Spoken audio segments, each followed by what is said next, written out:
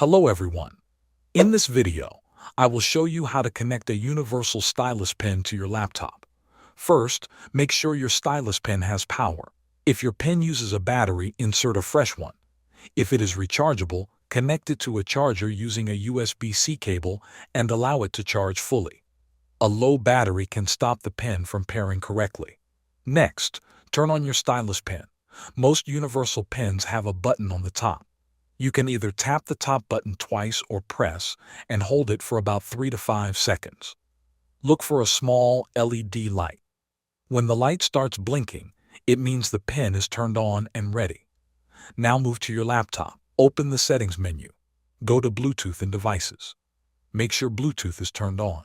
Then click on Add Device and choose Bluetooth from the list. Your laptop will now start searching for nearby devices.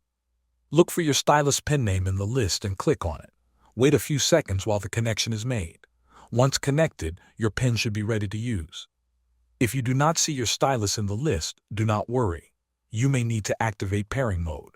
Press and hold the button on your pen for about 7 seconds until the LED light flashes more quickly.